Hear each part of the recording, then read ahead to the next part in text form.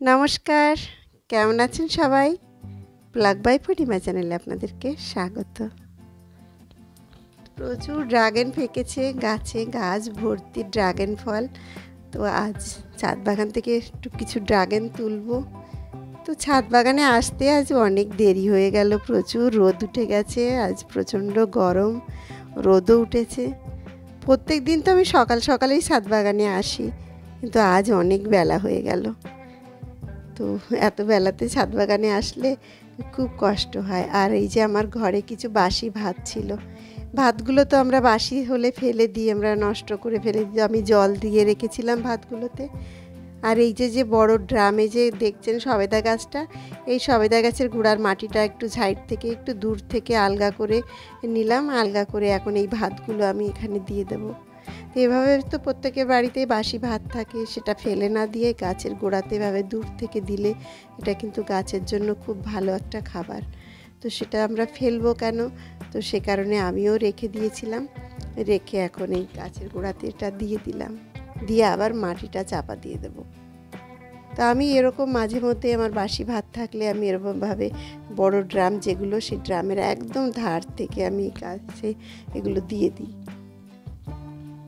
এই সবেদা গাছটা তো আপনাদের দেখিয়েছিলাম, কত বড় সবেদা গাছ ছিল, এদিকের সব ডাল কেটে দিয়েছি, প্রচুর সবেদা ধরেছিল। তো এখন এই ভাতটা দিয়ে দিলাম, মাটিটা একটু শুকনো হয়ে এসছে, প্রচণ্ড রোদ দিয়েছে আজ দুদিন ধরে। তো গাছে একটু জল দিয়ে দিই। গাছটা এত সুন্দর ছিল, আমি তো পুরো ডাল কেটে দিয়েছি। আর কাল আমি আসিনি ছাদ বাগানে, তো দেখুন বেগুন গাছটা পুরো একদম মানে গাছের পাতাগুলো পুরো হলুদ হয়ে গেছে, শুকিয়ে এসছে।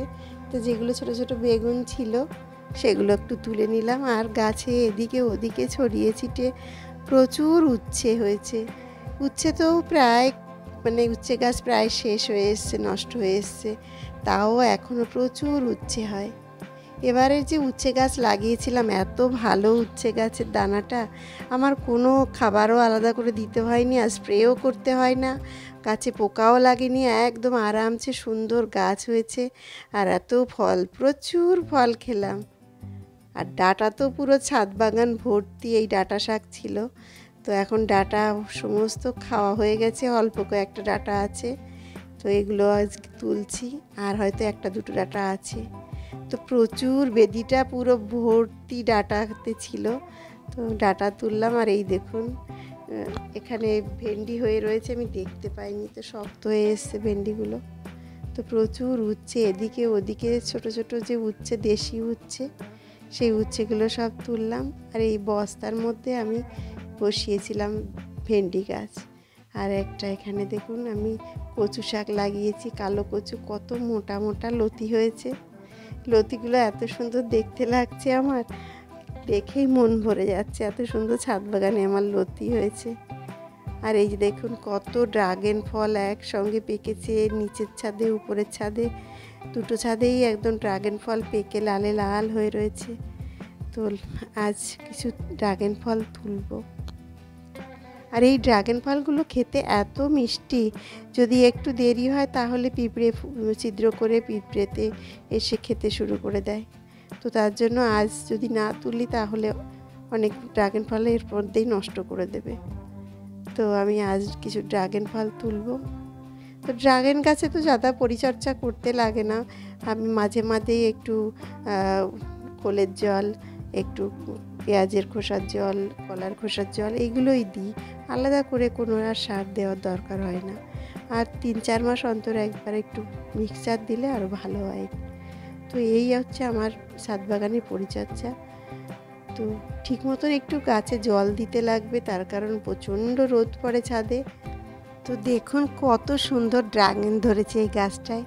আর এই গাছটার কিন্তু বয়স বেশি না, এই গাছটার বয়স 1 বছর। গত বছর বর্ষায় আমি এই গাছগুলো লাগিয়েছিলাম। তো সবজি সমস্ত ডাঁটা, উচ্ছে, ভেন্ডি আর ড্রাগন ফল সব নিয়ে এখন নিচের দিকে যাই, নিচের ছাদে। তো এই দোতলার ছাদে তো প্রচুর ড্রাগন গাছ, আমার এখানে তো ড্রাগন বাগান করে ফেলেছি পুরো। তো এত ড্রাগন গাছের মধ্যে থেকে পাকলে ড্রাগন ফল তুলতে সত্যি ভীষণ কষ্ট হয়, তার কারণ হাতে পাওয়া যায় না, আর হাতে প্রচণ্ড কাটাও গেঁথে যায়। তো এই ড্রাগন ফলটা আমি পুরো কাঁচি দিয়ে আর কাটতে পারিনি, মুড়িয়ে মুড়িয়ে তুললাম আমি। তো যখন ড্রাগন ফল পাকে, একসঙ্গে চতুর্দিকে ড্রাগন ফল পাকে, তো তখন আর তুলে শেষ করতে পারি না, আর একসঙ্গে সমস্ত ড্রাগন পেকে যায়। আর রেখে দিলে তো পিঁপড়েতে নষ্ট করে দেয়, তাই ড্রাগন ফল সব তুলেও ফেলতে হয়। তো দেখুন কি সুন্দর বড় বড় ড্রাগন ফল এবং পুষ্ট ড্রাগন ফল, এত ভালো লাগে কি বলবো। যদিও খুব কষ্ট হয়, কাটা ফোটে, কিন্তু গাছের থেকে তোলার কিন্তু মজাটাই একটা আলাদা। এত বড় ছাদ বাগান পরিচর্যা করতে একটু কষ্ট হয়, কিন্তু যখনই এত সুন্দর ফল পাকে তখন সত্যি মনটা কিন্তু ভরে যায়। তো ড্রাগন গাছে খুব একটা পরিচর্যা খুব করতে হয় না, তো সবাই একটা করে প্রত্যেকে ছাদে ড্রাগন গাছ লাগাতে পারেন। এটা খুব একটা পরিচর্যা করতে হয় না, এবং খুব জলদি জলদি ফল পেকে যায়, আর তুলতে মন ভরে যাবে যখন পাকবে। দেখুন আমি আজ কত তুলেছি, আজ কিন্তু আমার হাতে কাটাও গেঁথে গেছে। মানে কি বলবো, এত কাটা দেখুন, আমি ঢুকতে পারছি না এখানে নিচে ছাদের থেকে একদম পাঁচিল থেকে নিচে ঝুঁকে নিচের দিকে যে ডালগুলো গেছে, সে ডালেও প্রচুর ড্রাগন হয়েছে। ড্রাগন ফল পেকে তো এখান থেকে আমি একটা ড্রাগন ফল তুললাম, আরও বেশ কিছু রেখে দিয়েছি, এটা 2-1 দিন পরে তুলবো। আর এই যে ফুলগুলো শুকিয়ে গেছে, এটাকে কেটে দিই, তা নাহলে বৃষ্টি আসলে এটা আবার পচে যাবে। আর এটা দেখুন একটা ডাগার মাথায় 3টে হয়েছে, তো 3টে হলে কি হয়, ড্রাগন ফলগুলো একটু ছোট হয়। তো চতুর্দিকে ফল হয়েছে, তো আজ অনেকটা 12টা ড্রাগন ফল তুললাম। দেখুন এক ঝুড়ি ড্রাগন ফল তুললাম। আর এত বেশি ফুলে ফলে পুরো আমার ছাদ বাগান ভর্তি, এত সুন্দর লাগে এই ড্রাগন ফল তুলতে। হ্যাঁ, খাবার থেকে বেশি ভালো লাগে তুলতে, খুব সুন্দর লাগে।